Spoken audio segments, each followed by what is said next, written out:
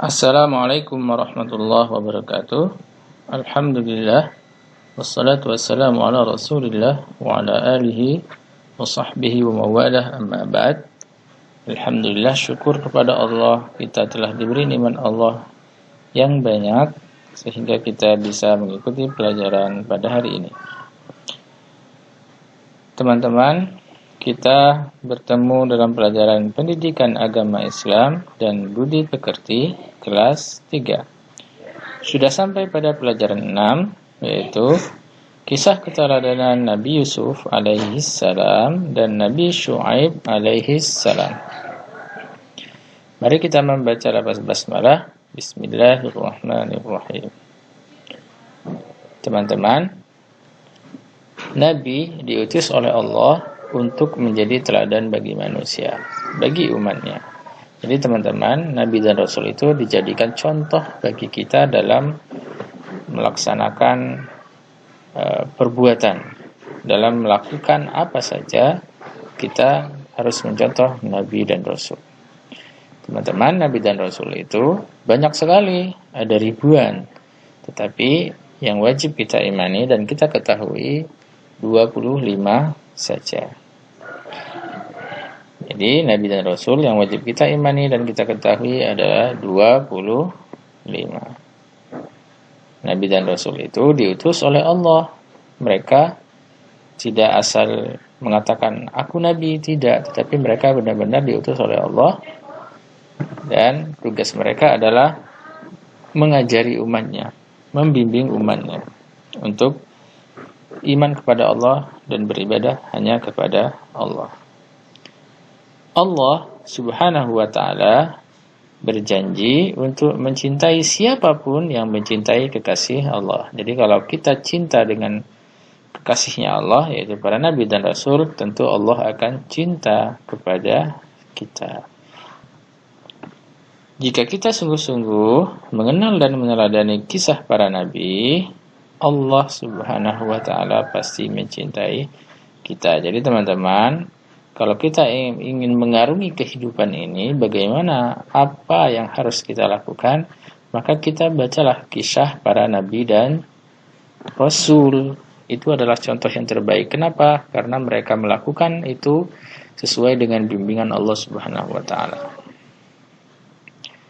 Baik teman-teman, kisah keteladanan yang pertama yang akan kita pelajari adalah Nabi Yusuf alaihi salam. Nabi Yusuf bermimpi. Jadi teman-teman, Nabi Yusuf itu diberikan kedudukan yang mulia oleh Allah Subhanahu wa ta'ala. Juga diberi ilmu berupa tafsir mimpi. Jadi teman-teman, salah satu mukjizat yang diberikan Allah kepada Nabi Yusuf adalah dia bisa menafsirkan mimpi. Jadi orang mimpi apa, kemudian dia jelaskan maksud dari mimpi itu apa, dia bisa. Nah, Nabi Yusuf ini adalah putra dari Nabi Yakub. Jadi dia ini punya ayah namanya Nabi Yakub. Ya. Dia punya adik kandung namanya Bunyamin. Nah, dia juga punya saudara lain tapi beda ibu, yaitu 10 saudara, kakak-kakak Yusuf. Jadi teman-teman, Yusuf itu 12 bersaudara. Yang kandung seayah dan seibu yaitu Bunyamin. Yang lainnya berbeda ibu.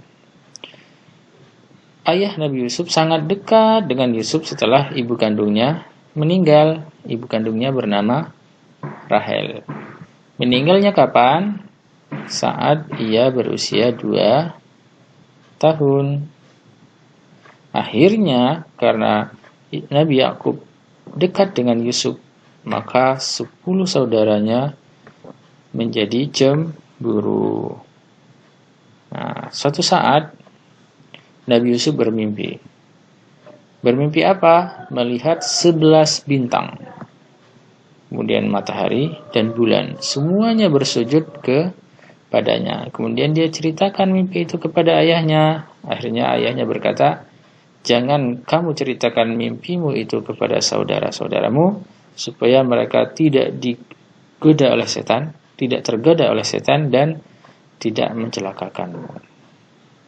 Dengan mimpi itu ayahnya mempunyai firasat bahwa kelak Yusuf akan mendapat kedudukan yang tinggi di dunia dan akhirat. Baik, itu teman-teman.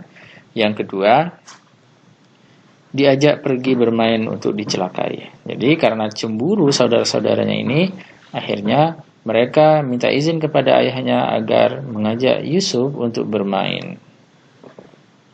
Namun akhirnya mereka berhasil membujuk ayahnya yang sebelumnya mereka minta izin tapi tidak diizinkan. Susah untuk minta izin. Mereka punya siasat apa? Mereka ingin membunuh Nabi Yusuf, dan siasat yang diterima oleh saudara-saudaranya adalah membuangnya ke dalam sumur. Nabi Yusuf dibawa ke hutan. Kemudian mereka mendekati sumur, kemudian mereka buang Nabi Yusuf, pada waktu itu masih kecil ya, belum menjadi nabi, ke dalam sumur. Akhirnya mereka pulang menemui ayahnya, dan mereka menyerahkan pakaian Yusuf yang berlumuran darah palsu. Ya. Mereka mengatakan bahwa Nabi Yusuf itu dimakan oleh serigala saat mereka sedang sibuk bermain. Tapi ayahnya berkata, sebenarnya hanya dirimu sendirilah yang memandang baik urusan yang buruk itu. Jadi mereka memandang perbuatan itu baik, biasa saja. Hanya bersabar adalah yang terbaik bagiku. Jadi teman-teman, ketika kita ditimpa musibah, ditimpa ujian, tentu kita sebagai umat Islam, hamba Allah Subhanahu wa taala, maka kita harus bersabar karena Allah ingin menguji kita. Sama halnya teman-teman, semuanya akan diuji dengan adanya penilaian harian, ya, adanya UTS. Tiba-tiba di sumur itu ada orang yang ingin mengambil air. Saat timbanya diangkat, ternyata Nabi Yusuf kecil bergelantung di timbanya itu. Kemudian kaget orang itu. Kaget, akhirnya mereka jual. Ketika mereka jual, maka Nabi Yusuf yang waktu itu masih kecil ya, dibeli oleh saudagar kaya. Kemudian diberikan kepada istrinya yang bernama Zulaikha agar memperlakukan Yusuf dengan baik, ya, dirawat dengan baik. Akhirnya dia menjadi pemuda yang cerdas. Nah teman-teman, Nabi Yusuf ini adalah terkenal dengan kegantengannya, ya, cakap sekali orangnya. Mimpi raja. Suatu hari raja bermimpi melihat 7 ekor sapi betina yang gemuk dimakan oleh 7 ekor sapi betina yang kurus, 7 tangkai gandum yang hijau, dan 7 tangkai gandum lainnya yang kering. Raja mengumpulkan para nasihat untuk menjelaskan apa makna mimpi itu. Akhirnya ada seorang yang mengatakan bahwa ada orang yang bisa menafsirkan mimpi, dan dia berada di dalam penjara. Yang pada waktu itu sebenarnya orang ini juga pernah masuk penjara bersama Nabi Yusuf, dan Yusuf berpesan agar menyampaikan bahwa Nabi Yusuf itu bisa menafsirkan mimpi. Tetapi teman-teman, dia dilupakan oleh setan. Tiba saatnya ketika mimpi ini, dipanggillah Nabi Yusuf. Dia di penjara, tetapi sebenarnya dia tidak bersalah, ya, tidak bersalah tetapi di penjara. Dia ceritakan bahwa tafsir dari mimpi tadi itu adalah, hendaklah kalian bercocok tanam 7 tahun berturut-turut. 7 tahun bercocok tanam, kemudian dipanen, dan adalah menyimpan makanan dengan cara membiarkan tangkainya kecuali sedikit untuk dimakan. Sebab setelah 7 tahun akan datang 7 tahun kemudian masa yang amat sulit. Pada waktu amat sulit itulah orang-orang pada berdatangan untuk mencari makan. Karena penjelasannya masuk akal, akhirnya Nabi Yusuf diangkat sebagai pejabat negara urusan pangan. Nabi Yusuf menduduki jabatan. Mulailah Nabi Yusuf menjadi pejabat keuangan. Lalu datanglah masa sulit sebagaimana mimpi yang ditafsirkan oleh Nabi Yusuf. Di gudang penuh makanan, orang-orang berdatangan.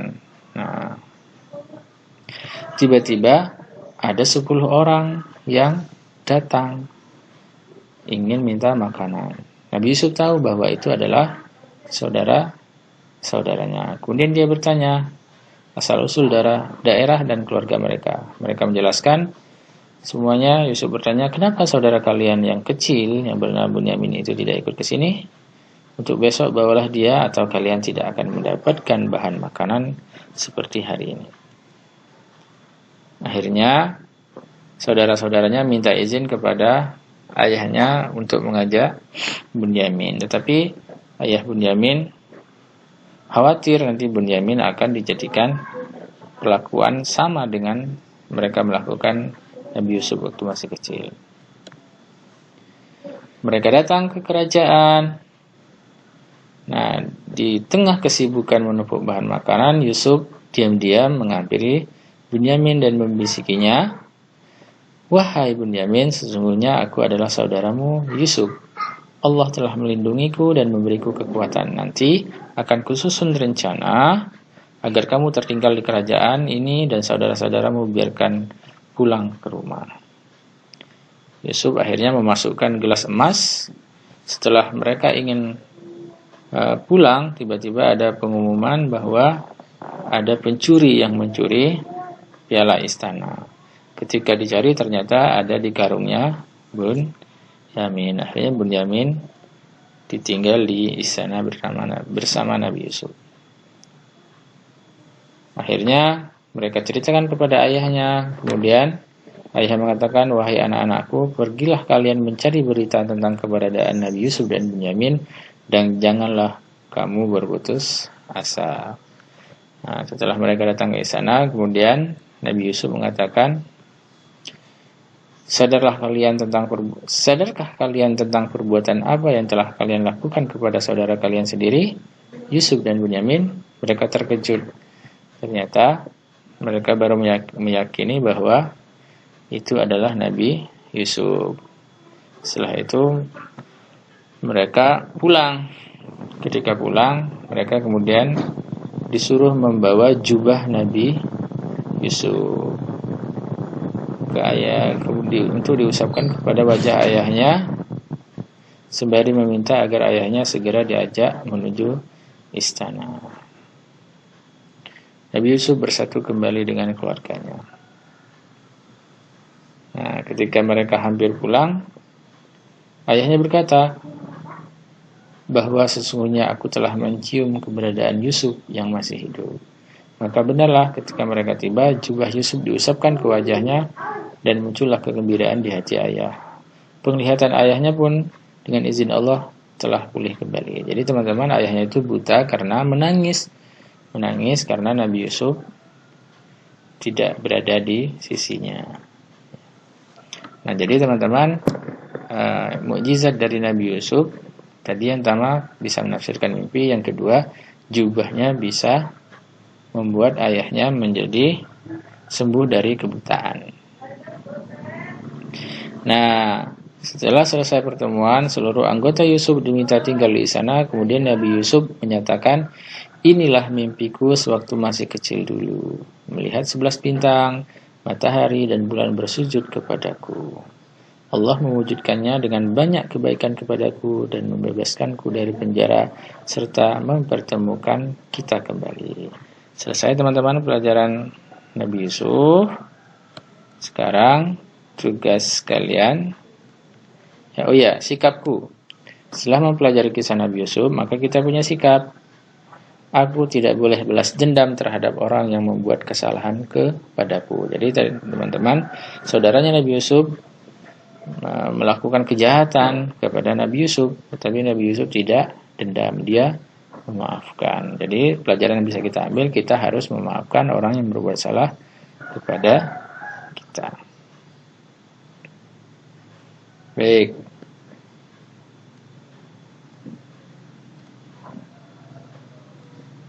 Insya Allah aku bisa. Aku bersikap sombong. Oh, tentu tidak pernah ya. Aku berbuat baik kepada orang tuaku. Selalu. Aku berkata dan berbuat jujur. Nah, selalu. Aku mencelakakan orang lain. Oh, tidak pernah harusnya ya. Aku maafkan orang yang lain jika berbuat salah. Selalu. Nah, teman-teman, tugasnya adalah ini. Silahkan di screenshot ya. Isilah dengan jawaban yang singkat dan benar. 1, 2, 3, dan 4. Silahkan ini dijawab di buku tulis lalu di foto, di screenshot ini biar bisa ditulis. Baik, sekarang kita lanjut ke pelajaran berikutnya, yaitu keteladanan Nabi Syuaib. Teman-teman, Nabi Syuaib ini berasal dari suku Madian. Suku Madian adalah orang-orang Arab yang tinggal di sebuah daerah bernama Ma'an di pinggiran negeri Syam. Saat ini Syam dikenal sebagai negeri Syria. Kaum Madian kebanyakan bekerja sebagai pedagang. Karena apa? Kota mereka tempat persinggahan kafilah-kafilah dagang. Tetapi teman-teman, kaum Madian itu mereka menyembah berhala, tidak menyembah Allah. Selain syirik, nah syirik itu menyembah kepada selain Allah itu syirik ya. Adalah kebiasaan buruk yang suka dilakukan adalah suka berbuat curang ya. Curang dalam timbangan dan takaran. Ya, takaran kalau umpama seliter menjual ternyata kurang. Ditimbang umpama sekilo ternyata tidak sampai sekilo. Itu curang dalam takaran dan timbangan. Allah mengutus Syuaib agar mereka menyembah Allah, tidak menyekutukannya, dan mereka agar meninggalkan sifat jelek mereka, yaitu curang dalam takaran dan timbangan. Kenapa? Karena curang dalam takaran timbangan itu merupakan dosa. Nah, di dalam surat Al-Mutaffifin disebutkan wailul lil mutaffifin, celakalah orang yang curang dalam timbangan. Tetapi teman-teman, setelah diajak ternyata mereka bahkan mengejeknya dan mengancam Nabi Syuaib dengan berkata, "Wahai Syuaib, kami tidak banyak mengerti tentang apa yang engkau katakan itu. Sedang kenyataannya kami memandang engkau seorang yang lemah di antara kami. Kalau tidak karena keluargamu, tentu kami telah menganiaya engkau. Sedang engkau pun bukan seorang yang berpengaruh di lingkungan kami." Ya. Tapi Nabi Syuaib berkata, "Wahai kaumku, berbuatlah menurut kemampuanmu. Sesungguhnya aku pun berbuat pula. Kelak kamu akan mengetahui siapa yang akan ditimpa azab yang menghinakan dan siapa yang berdusta. Dan tunggulah, sesungguhnya aku bersamamu adalah orang-orang yang menunggu saat adanya azab." Akhirnya, karena diajak dan tidak mau, umat Nabi Syuaib mereka diazab. Di apa azabnya? Disambar petir yang sangat keras disertai dengan gempa yang sangat kuat sehingga mati bergelimpangan. Inilah teman-teman kalau orang yang tidak taat, tidak patuh kepada perintah Allah, ini dia balasannya. Kaum Madian dibinasakan dan dijauhkan dari rahmat Allah. Mereka menolak untuk beriman kepada Allah. Jadi teman-teman, saya berpesan, teman-teman harus tetap beriman kepada Allah dimanapun dan kapanpun, ya, dan menjauhi larangan-larangan Allah. Nah, tugasnya teman-teman, ya. Sikapku dulu. Setelah mempelajari kisah Nabi Syuaib, maka kita punya sikap. Aku harus mengajak teman-temanku untuk melakukan kebaikan dan tidak merugikan orang lain. Jadi kebaikan kita lakukan dan tidak merugikan orang lain. Aku suka berbuat curang. Oh, tidak pernah. Aku merugikan orang lain. Tidak pernah. Aku berkata dan bersikap jujur. Selalu. Aku melaksanakan ibadah dengan tekun. Selalu. Nah, ini teman-teman tugasnya. nomor 1, 2, 3, dan 4 silahkan di screenshot, kemudian ditulis di buku tulis lalu dikirimkan. Ingat tugasnya ada 2 ya. Ayo berlatih 1 dari kisah Nabi Yusuf dan ayo berlatih 1 dari kisah Nabi Syuaib. Kita akhiri dengan alhamdulillah. Alhamdulillahirabbil alamin. Wassalamualaikum warahmatullahi wabarakatuh.